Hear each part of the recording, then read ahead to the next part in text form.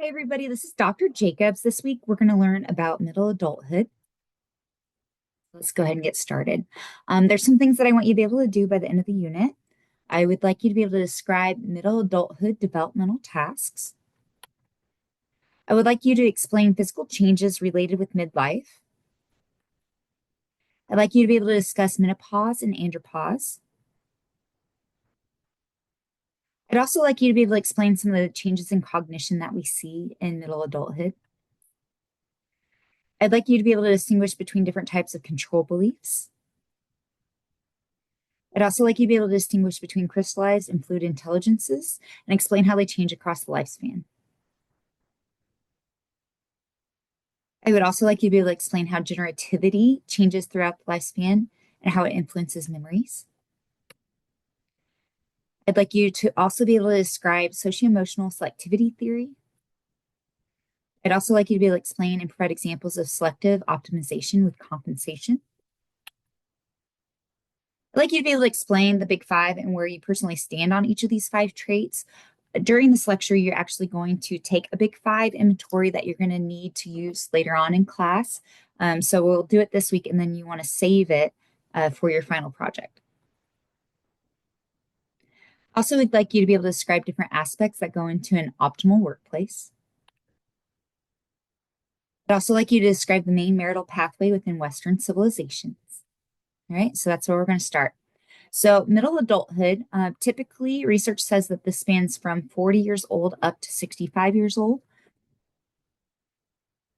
This is actually the least studied developmental period, which is really interesting because, we have infancy, which is 1 year long. We have toddlerhood, which is a couple years, early childhood, middle childhood, and midlife is the biggest developmental period that we have, one of the biggest. And so it's funny that it's the least studied developmental period. In fact, when we look at a lot of tasks, they're with relation to being parents, which is interesting because a lot of people don't actually choose to have children or they can't have children or whatever life choices that people make. So I always found that really interesting. And we'll see some of that when we get in here and start talking about some of the midlife developmental tasks. So one of the tasks that they have is potentially losing childhood caregivers. And so that starts happening around age 40 for most people. It can happen at any age for people, but a lot of people will start losing more and more once you get to around that age. Also launching kids into their own lives, adjusting to empty nest, dealing with boomerang kids. So this is when kids go off and try to launch their own life, and then they come back to live with you again. And then becoming grandparents is also a developmental task. So I think it's really interesting because a lot of these deal with being some sort of parent, but not only that, also being contingent on your kids having children as well. And then also another big one is preparing for late adulthood. And then acting for caregivers, not just for your aging parents, but also your spouses as you age. As you get older, I know this is going to sound like so much fun. You start to lose muscle tissue as well. So sarcopenia is loss of muscle tissue and function as we age. And once we start getting into middle adulthood, we lose about 3 to 8% of muscle mass per decade. After age 60, this accelerates even more. Disease, we have osteosarcopenia, which is muscle loss due to age. We also have rheumatoid arthritis, and this is when antibodies attack normal synovial fluid within your joints, which can be pretty painful for people. We also have osteoporosis. This is when we have porous bones due to bone density loss, which results in bone fractures. People's and women's bodies often have this happen after menopause even more frequently because estrogen protects people and women's bodies' bones. And so once those kind of decline and we go through menopause, then the bones get more porous. We also talked about this when we were talking about eating disorders as well. This is one reason why when people suffer from anorexia nervosa, and if they stop having periods because they have starved themselves into that state, that we see porous bones or loss of bone density happening with people with eating disorders as well. And so that's why I always think it's really important that if you struggle with an eating disorder like anorexia, that you continue to make sure that you get your bones checked, because there's real life implications that will go across the lifespan if your bones kind of lose that bone mass. There's also chronic inflammation. This is a huge area of research right now. I find it really interesting to learn that they're thinking that inflammation is related to so many different chronic conditions and illnesses, such as cancer and other types of diseases and disorders. We also have presbycusis. This is hearing loss related to aging. Often, this is due to loss or damage to the nerve hair cells inside the cochlea. But this is one reason why it's super important or really important to wear ear protection at concerts. You can tell often when you go to concerts who the musicians are, the professional musicians, because one of the first things they do is put earplugs in, because your ears are life in that kind of industry. There are some concerns that professionals have about the frequent use of headphones, especially as these have increased as different school districts start implementing things like Chromebooks and requiring kids to have headphones that they're wearing. And so they're really interested to see what will happen to people's hearing as they age if they've gone through schooling where you have to use lots of headphones all the time, and then plus people use them for recreation as well. Something that's really interesting about presbycusis is that they believe a lot of it is culture dependent. So if we have cultures like we do in the West, especially like the United States, where we have a lot of white noise, so that could be construction, traffic noise, hair dryers, machines, things like that, we lose our hearing a lot faster and to a larger severity than people in other cultures that don't have that type of noise. And so they believe that actually presbycusis might not be natural hearing loss, but it's because of the noise that we put our ears through as we live within our culture. We also have otosclerosis. This is a condition that impacts the middle ear and its bone structure. So what we have is we have one bone in the middle ear called the staples, and it becomes really rigid due to abnormal bone growth. So then it can't vibrate, which then results in a person developing a hearing impairment. We also have weight gain. Yay, we're having fun with this, right? Sometimes they call this the middle age spread. Men bodies tend to add weight to the upper abdomen and back more frequently. People in women's bodies tend to add fat to the waist and upper arms. During midlife, metabolism slows by 1/3. That's also because we don't have as strong of a caloric intake need as we did in previous parts of life. We also have visceral fat. So women in and postmenopause will often gain weight. And so often that'll redistribute kind of to the stomach area and is often a visceral type fat. This is kind of a fat that accumulates in between the liver, the intestines, other organs. And this is the kind of fat that is dangerous for people. So I don't know if you've ever had to do some sort of like health thing for a work where you are. So like here at UCM, they had us go for a really long time and they would prick our finger to get our cholesterol. They would measure our waist with tape measures and things like that. Because sometimes visceral fat is hard to see. And so sometimes people don't realize that they have that type of fat that's actually more dangerous than the cosmetic fat, such as the subcutaneous that's right underneath the skin that sometimes people worry about. And it's because the fat is basically pushing in on our internal organs and causing problems. So exercise, fewer than half of people in middle adulthood exercise. And not only that, fewer than 20% do it frequently and strenuously enough to have real health benefits. Nutrition, then, as people age, they need less calories. Sometimes reductions in calories leads to vitamin and mineral deficiencies. They believe that diet plays a large role in body inflammation as well. So we have the climacteric. So males may have decreased ability to reproduce. It doesn't mean that they completely lose it, because sometimes we see those stories, where a 70 or 80-year-old man has babies with a much younger person. Females lose the ability to reproduce once they hit menopause. and they've gone completely through menopause, which we'll talk about. Something that's interesting is that 17% of new cases of AIDS are in people age 50 and older. A lot of times they attribute that to the fact that if it's in uh, that age, if it's people who are heterosexual having sex, that because there's not that concern if they've gone through menopause of reproducing, then they may not use the same type of effective birth control methods that they might if they were trying to prevent from getting pregnant. And also, sometimes we see within late adulthood even more types of things like that. So we also have menopause. So let's talk about this. This is age-related process occurring around age 50, in which ovulation and menstruation stop due to the decline of estrogen. There's different types of age ranges for this. Typical menopause would be anywhere from age 45 to 55. Not everyone's going to stop menstruating at the same time. The mean age of menopause is age 51. Early menopause is age 40 up to 45.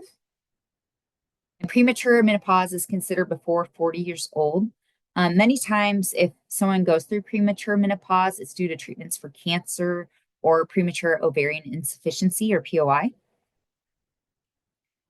Menopause. So not only is there menopause, but there's something called perimenopause. And every year, every semester, actually, I find an area that I want to develop more in with lifespan development because the knowledge is unending. We're basically talking about entire life in a semester, and you can have entire degrees in this and not cover everything in it. One of the things that I studied was menopause, and I went on to social media and asked, "Hey, what are things you wish your parents would have taught you?" And a lot of people in women's bodies said that they wish that people would have talked about menopause and not just menopause, that there's something called perimenopause, which is this time period when a person's body starts moving toward menopause. There's a whole bunch of different symptoms that go along with this. It could be irregular periods, hot flashes, start having decreasing bone density, increases in LDL cholesterol, having trouble sleeping. And so these symptoms can go on even up to an entire decade before menopause actually occurs. And so when we define menopause, it's the absence of menstrual cycles for 12 months. These are consecutive 12 months, no periods, then they consider that you've gone through menopause. Not only do people in women's bodies have different changes in their hormones, but people in men's bodies also have andropause. And this is where we have reductions in testosterone levels and sperm related to aging. Some males will choose to take testosterone shots to help kind of reduce some of these symptoms that they'll have. Other ways that you can increase your testosterone levels is going and working out at the gym. That will help do it as well. We also see some changes in cognition. Around age 60, we start seeing more cognitive decline starting to occur. So we see that in different age groups, but it's more pronounced once we hit age 60. We also have some control beliefs, and we've studied this a little bit before, but our control beliefs are basically who is responsible for our success or failures. Sometimes we hear control beliefs called locus of control or who's responsible, right? So if we have an internal locus of control, we have life outcomes are due to you, your internal, that's what you have. If we have an external locus of control, life outcomes are kind of out of your control. So if you fail a test, it's the teacher's fault if you have an external locus of control. If you fail the test and you blame yourself, then that would be an internal locus of control. So we also have Cattell-Horn-Carroll CHC theory of intelligence, and this theory says that intelligence is made up of two major components. We have fluid intelligence, which is the ability to think abstractly, reason quickly, and problem solve independent of any previously acquired knowledge. We also have crystallized intelligence, which is accumulated across the entire lifespan. So when we're talking about fluid general ability or fluid intelligence, this shows more up in tests like you're trying to adapt to a new situation where you don't need domain specific knowledge. It's just basically your processing speed or your ability to manipulate objects in space. And so these kind of abilities aren't things that you can study for. Typically, these are things that are testing how well your brain can do different things. So we have the crystallized intelligence. These are the types of things that you collect across your lifespan. For example, vocabulary words. As you age, typically your vocabulary will increase until you start having trouble with your memory. And so that's kind of an example of how our crystallized intelligence typically continues to increase until we start struggling with that cognitive decline. Then our fluid intelligence, this typically peaks in the 20s and then it slowly declines the older that we get. In middle adulthood, tacit knowledge is also really important. This is pragmatic knowledge that you learn through experience rather than direct instruction. So, to become a professor, for example, I went to school for 5 years of coursework and then a 1 year internship. So, that was 6 years. The knowledge that I learned there was great, but there was a lot more that I learned in my job from teaching here at the university for so long. For example, I know that as we get closer to the end of the semester, that I'll have to send reminders out to students so that it'll decrease my email load. Or if there's a certain way that I freeze things, I might learn after working for a decade or two, oh, if I do it this way, they're going to think of it as this. If I do this instead, I'm going to get a lot better result. And so a lot of tacit knowledge is very important within middle adulthood, especially within careers where, you're not just straight out of school with the book knowledge and whatever experience you have, but you're also accumulating knowledge that you've experienced, that you've gained through your experience, which is very helpful with jobs. So our psychosocial stages, the psychosocial stage for this period of life is generativity versus stagnation. And so, generativity, if we define it, is basically primarily being in concern with establishing and guiding the next generation. When Piaget kind of formulated this within his theory, often this meant reproducing children, but that's not the only way that people can help guide the next generation. So, you could be a parent, that might be a life choice that you choose, but there might be other ways that you give back as well. It could be donating money to scholarship funds so that people can go to school and have a good life. It could be coaching a little league team, any kind of way that you go and give back to the next generation. And so when we have generative adults, they have different types of memories, right? So we have something that's called a commitment script. So people who are generative, who like to give back, who are constantly growing, not like the stagnation where they're staying stagnant, they're not giving back, they're not growing. They're kind of like that nasty stagnant pond where the moss is growing, the mosquitoes are flying around, versus generativity, which would be like, the fairies tales where we see the flowers blooming and the green spreads everywhere. So generative adults, the ones who are flourishing, often describe their early memories of feeling like they were a blessed person. Often these adults with more generative lives believe in something called a redemption sequence, which is basically kind of a theme of highly generative adults in their autobiographies, where they describe something tragic that they went through, but if they hadn't gone through that thing, they couldn't help other people, or that tragic event turned out being for the best. So the midlife crisis, this is one of the things that students ask the most about with this age.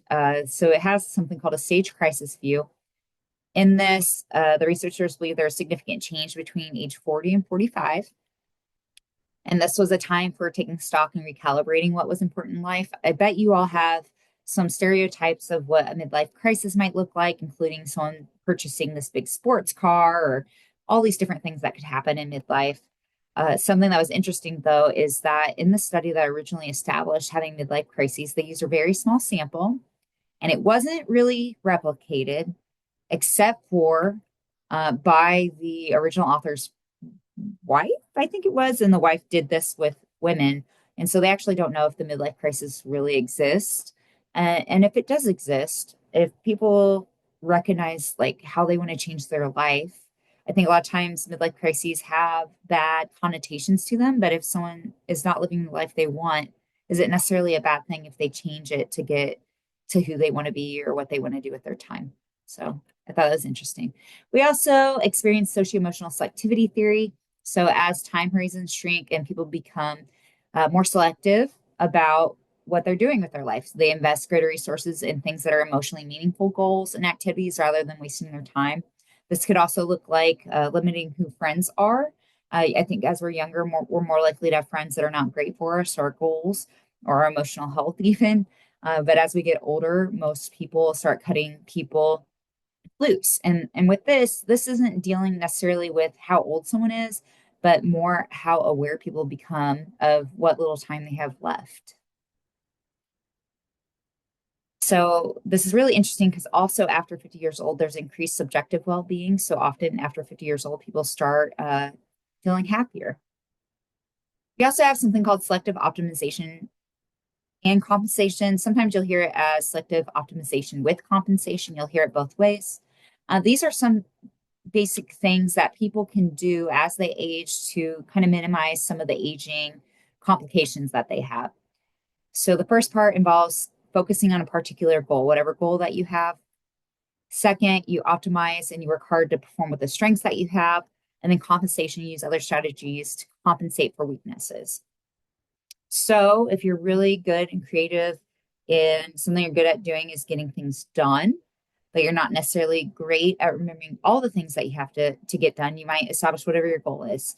Say I want to run this huge multimedia show, right? So I would work hard to perform with strengths. So I could do my organizational skills, which I'm really good at. I could use my planning skills. But if I can't remember all the things, or if I'm not great with like delegating or something like that, I might use some strategies to help with those weaknesses. For example, Google Calendar. I could use Google Sheets for tracking projects because they have different templates that you can use to assign things to people. You could use different types of methods to be able to compensate for those weaknesses. So there will be a personality activity within our folder. You'll want to complete the Big Five personality inventory because we're going to use that to reflect on. And then we're also going to incorporate that into our final project. So go ahead and pause the video now, go do that, and then come back to this discussion of the Big Five.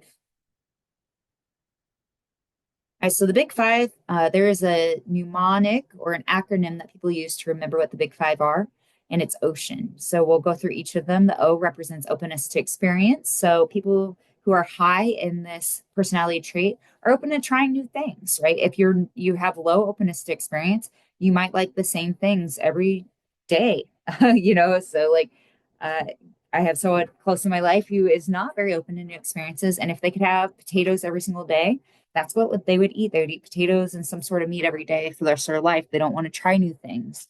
And they actually will refuse to try new things because they like the way that certain things are. Conscientiousness is then being kind of detailed oriented and careful. So if you're high in conscientiousness, you're really detail oriented. You're good at organizing things, paying attention to the smaller details that other people might lose. E stands for extroversion. So if you're high in extroversion, you're typically outgoing, not just outgoing, being able to be outgoing or present outgoing, but you get your power from being around other people. Typically, they think of the opposite of extroversion as introversion. So that's more you get your power from being yourself by yourself or one-on-one with people. A lot of introverts will get tired of being around people for a while and will need to go back and recharge on their own. There are ambiverts who are kind of in the middle who have both, or there's also introverts who look like they might be extroverts because they have the skills or they gained it through being a professor or being in a public speaking type job. Agreeableness, if you're high in this, you agree and don't want to have conflict. We also know that like that one uncle, who is not agreeable at all and just fights to fight. So people who fight to fight would be low in agreeableness. And then we also have neuroticism. This is someone's propensity toward mental illness and rapid emotional changes. So if you're high in neuroticism, you're more apt to struggle with some different types of mental illnesses, some very strong emotions, rapidly changing emotions. If you're low in this, then you have more propensity toward mental health. So the Big Five across the lifespan, typically certain ones increase until middle age. So agreeableness, a lot of times will keep increasing until middle age, increases, and then it stops increasing after that. And then what increases age across it would be conscientiousness. So as people age, typically they get better at paying attention to details, especially in cultures that marry earlier. So we also have subjective aging. This is perception and evaluation of someone's own age. This can also come from identification with particular age groups. So as you age, you might not actually identify with the age group that you belong to. And so that might influence how you think of yourself and what age you think of yourself. Work satisfaction becomes important. I think they have some contradictory research on work satisfaction. So here it says the older we get, the more satisfaction we get from work. But then they say, although we have increased satisfaction we get from work, we have increased dissatisfaction the longer someone stays in a job. So I'm not sure. I mean, those kind of conflict to me, but this is kind of the materials that they were telling us. And I can understand why someone would get dissatisfied with their jobs. They might not feel like they're being appreciated. They might not have challenges anymore and things like that. Working relationships become really important. I think this is just common sense that if you have high quality work relationships, it can make your job a lot better and a lot less stressful. So for every career we have, there are different career rewards. We have intrinsic career rewards and extrinsic career rewards. Intrinsic career rewards might be that you get to help the next generation. You might get to help people. You might really love what you do. So you might love whatever you, if you're an accountant, you might love math and getting to do that all day. And that might be something that's intrinsically rewarding to you. As a teacher, something that's intrinsically rewarding to me is getting to witness students develop in their critical thinking skills and really understanding content that they don't believe sometimes that they can learn. That's beautiful to me. And that's one of the best parts of my job. Extrinsic career rewards would be things like your salary. If you have a salary, benefits, paid time off, retirement. I don't know if I said healthcare already, but extrinsic career rewards are things that are good about your job, but they're not the things that make your heart warm and happy inside. They're more kind of just like external things like dollars, money, which has a different type of happiness associated with it.